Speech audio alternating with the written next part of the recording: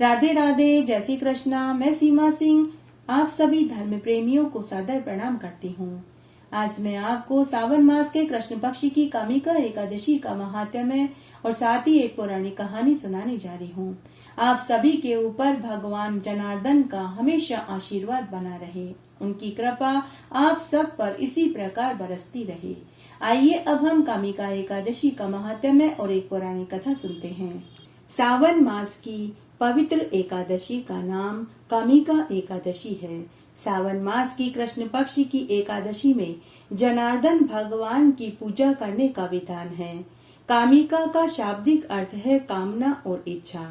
अगर इस एकादशी का व्रत किसी विशेष इच्छा को पूरा करने के लिए किया जाता है तो भगवान जनार्दन उस मनुष्य की सभी इच्छाओं को उसी क्षण पूरी कर देते हैं। इस एकादशी का व्रत करके मनुष्य अपने सभी कष्टों से मुक्ति पा जाता है। उदया तिथि के अनुसार इस बार कामिका एकादशी 13 जुलाई गुरुवार को पड़ेगी।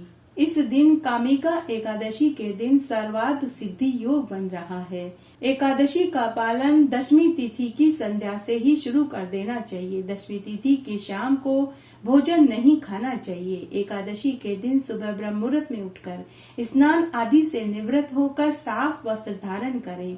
पूजा स्थान की उचित साफ सफाई करें। भगवान जनार्दन की पूजा करें और हाथ में अक्षत, जल, पुष्प, तिल, कुशा लेकर एकादशी के व्रत का संकल्प लेवें। भगवान जनार्दन को गंगाजल से स्नान करावें, पीले वस्त्र धारण करावें, पीले फूलों की माला पहनावें, पीले चंदन का टीका लगावें, अक्षत लगावें, फिर घी का अखंड दीपक जलावें, धूप, दीप, नैवेद्य, ऋतुफल व मावे की मिठाई का भोग लगावें। जनार्दन भगवान को तुलसी दल अत्यंत प्रिय है। बिना तुलसी के भगवान भोग को स्वीकार नहीं करते। तुलसी दल चढ़ाकर गंगाजल पिलावें। फिर विष्णु भगवान की प्रसन्नता के लिए विष्णु सहस्त्र नाम का पाठ बोलें और आरती करें। ब्राह्मणों को दान दक्षिणा, अन्न, वस्त्र, रुपया, घी, दूध, शक्कर देवें। अगर निर्जला व्रत कर रहे हैं तो बहुत बढ़िया, लेकिन अगर फलाहार कर रहे हैं तो संध्या से पहले एक बार फलाहार करें। रात्रि जागरण में समय बितावें। झूठ, चोरी पर निंदा से बचें। ब्रह्मचर्य का पालन करें। भगवान विष्णु के आराध्य देव भगवान शिव शंकर हैं और शिव जी के आराध्य देव भगवान विष्णु हैं। इसलिए सावन मास की कामिका एकादशी का महत्व और भी अधिक बढ़ जाता है। धर्मशास्त्रों में कहा गया है कि जो भी मनुष्य सच्चे हृदय से कामिका एकादशी का व्रत पूरे विधि विधान से करते हैं तो उनकी सभी इच्छाएं भगवान शिव और विष्णु भगवान पूरी कर देते हैं।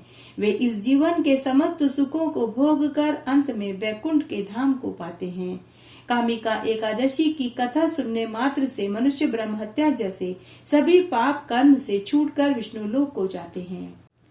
कामिका एकादशी की शाम को मंदिर में दीप दान का बड़ा महत्व होता है। जो मनुष्य विष्णु भगवान के मंदिर में दीप दान करते हैं, मिट्टी के दीपक में घी या तेल भर कर मंदिर में जलाते हैं, वे करोड़ों करोड़ों जन्म तक भगवान विष्णु की कृपा को पाते हैं। अगर कोई व्यक्ति चांदी के दीपक में घी और तेल भर कर विष्णु भगवान के मंदिर में जलाकर दीपदान करते हैं तो वे करोड़ों वर्ष तक अपने परिवार के साथ विष्णु लोक में वास करते हैं तथा उनका परिवार कई करोड़ वर्ष तक सूर्य के प्रकाश की भांति इज्जत, वैभव, ऐश्वर्य, धन संपत्ति और दीर्घायु संतान सुख को पाते हैं। उनके पितर स्वर्ग लोक में सुधा का पान करते हैं। कामिका एकादशी की एक पौराणिक कथा इस प्रकार है। प्राचीन काल में रत्नानगरी गांव में एक ठाकुर परिवार रहता था। उन्हीं के पड़ोस में एक शिवदत्त नाम का ब्राह्मण अपने परिवार के साथ रहता था। ठाकुर बड़ा ही गुस्सैल स्वभाव का था, जबकि उसकी पत्नी बड़े ही शांत, नरम और दयालु स्वभाव वाली थी। एक दिन की बात है, ठाकुर का अपने पड़ोसी ब्राह्मण शिवदत्त से किसी बात पर झगड़ा हो गया। तब ठाकुर की पत्नी ने अपने पति को बहुत समझाया कि बात को यहीं खत्म कर दीजिए। यह एक ब्राह्मण है, ब्राह्मण के ऊपर हाथ उठाना पाप लगता है। लेकिन ठाकुर ने अपनी पत्नी की बात नहीं सुनी और क्रोध में आकर ठाकुर ने ब्राह्मण की हत्या कर दी। अब ठाकुर की पत्नी अपने पति से बोली कि आपने एक ब्राह्मण की हत्या करके आपके ऊपर ब्रह्म हत्या का पाप लगा है। आपने बहुत बड़ा अनर्थ कर डाला। जब ठाकुर का गुस्सा थोड़ा शांत हुआ तो उसे अपनी पत्नी की बात में सच्चाई नजर आई। अब तो ठाकुर को भी ब्राह्मण की हत्या के बाद पछतावा होने लगा। तब ठाकुर ने अपनी पत्नी से कहा कि अब मैं इस पाप से कैसे छूट सकता हूँ। ठाकुर की पत्नी बड़ी ही समझदार थी। उसने कहा कि इसका तो एक ही उपाय है। इसके लिए हम सभी को प्रायश्चित करना पड़ेगा। हमें इस ब्राह्मण के लिए 12 ब्राह्मण करने चाहिए। यह सुनकर ठाकुर अपनी पत्नी की बात से सहमत हो गया। वह गांव में से 12 ब्राह्मणों को जिमाने का न्योता देने गया, लेकिन गांव के सभी ब्राह्मणों ने एक ही बात कही कि तुम्हारे ऊपर ब्रह्म हत्या का दोष लगा हुआ है। तुम्हारे घर का अन्न जल हम नहीं खा सकते, क्योंकि तुमने एक निर्दोष ब्राह्मण की हत्या करी है। अब ठाकुर निराश होकर घर आया। उसने अपनी पत्नी को पूरी बात बताई।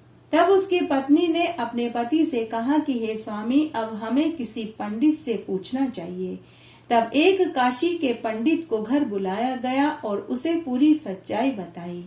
तब काशी पंडित ने ठाकुर दंपति से कहा कि आपके परिवार के ऊपर ब्रह्म हत्या का पाप लगा है। आपके घर का अन्न जल कोई भी ब्राह्मण नहीं खाएगा जब तक कि आप ब्रह्म हत्या के दोष से मुक्त नहीं हो पाओगे। तब ठाकुर दंपति ने काशी पंडित से इसका निवारण पूछा। तब काशी पंडित ने ठाकुर दंपति से कहा कि सावन मास की कामिका एकादशी आने वाली है। आप अपने परिवार बंधु बांधुओं सहित सावन मास के कृष्ण पक्ष की कामिका एकादशी का व्रत पूरे विधि विधान से करिए। तब ठाकुर ने अपनी पत्नी और बंधु बांधुओं के साथ सावन मास की कृष्ण पक्ष की कामिका एकादशी का उपवास किया, जिसके करने से वह ठाकुर ब्रह्म हत्या के पाप के दोष से मुक्त हो गया। उसके बाद ठाकुर ने गांव के 12 ब्राह्मणों को भोजन कराया और एक ब्राह्मण को गौ दान में दिया और सभी ब्राह्मणों को अन्न वस्त्र रुपया का दान करा, जिसके करने से वह ब्रह्म हत्या के पाप के दोष से मुक्त हो गया और वह इस जीवन में समस्त सुखों को भोग कर मृत्यु के बाद विष्णु लोक को प्राप्त हुआ। जो भी मनुष्य कामिका एकादशी की इस कथा को कहता, सुनता और हुक्कारा देता है, वह अनंत गुना पुण्य फल का भागी होता है। इस तरह आज हमने सावन मास के कृष्ण पक्ष की कामदा एकादशी की व्रत कथा सुनी। आशा करती हूँ यह आपको जरूर पसंद आएगी और इन कथा कहानियों को सुनने का आपको अक्षय फल जरूर मिलेगा। मेरे साथ बने रहने के लिए आपका धन्यवाद। आगे आने वाली कथा कहानियों के लिए भी आप इसी तरह मेरे साथ बने रहें। धन्यवाद।